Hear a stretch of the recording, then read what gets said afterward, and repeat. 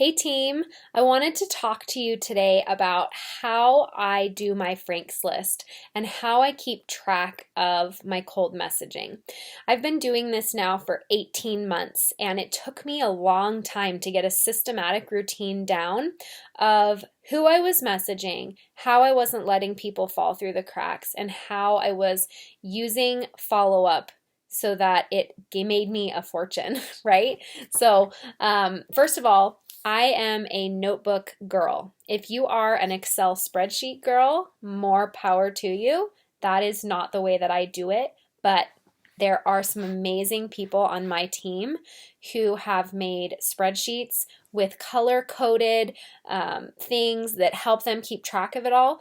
And if you like that, do it. Do what works for you. But this is what has worked for me. So I make a giant Franks list about every 4 months, a brand new one. I'll go through my friends list again.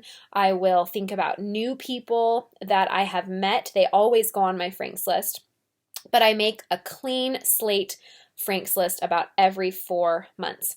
And then each month from that main Franks list, I make a list that's shorter of about 15 to 20 people that I'm actively following up with all at once. So at any given time, I have between 10 and 15 people that I'm going back and forth with about Plexus, so that my intention would be to sign all of those 15 people in the month. Usually I get anywhere between 5 and 8, sometimes more if there's a promotion. So how do I do this? First of all, like I said, I have that list that I make that would have, my giant list dated January 15th is the one that my massive list that I'm working on right now. I save all of my lists. I don't ever throw them away. When people join my team, I cross their name off that list. And I love that I get to go back and see, oh my gosh, look, I had 8 people from my Franks list that I've been working on since January join last month in March. So it was so fun to go cross those people's name off my list. And then when I make my short list each month, I can go back and say, okay, who was I actively working with in the month of March? Okay, it was these 10 people. And I have it written March and their names. And then I move some of those people to my next month's list, but a lot of the time I'll just leave that March or that, let's say a list from February. I'll leave that February list and I'll make a brand new one in March of just those 10 to 15 people that I'm really excited about starting and trying to develop a relationship with. Anytime that I add new Facebook friends, they go on my current month list so that I can always go back and say, okay, we're doing a Facebook event this Thursday. I went back to that massive Franks list from January 15th and I looked through and I said, oh, I could send it to her and I could send it to him. And I haven't followed up with her in a long time. And so I messaged those people that invitation to that event. And then of course I messaged it to everybody on my April list that I'm working right now. And there were 15 people on that list, new people that I wasn't working with last month.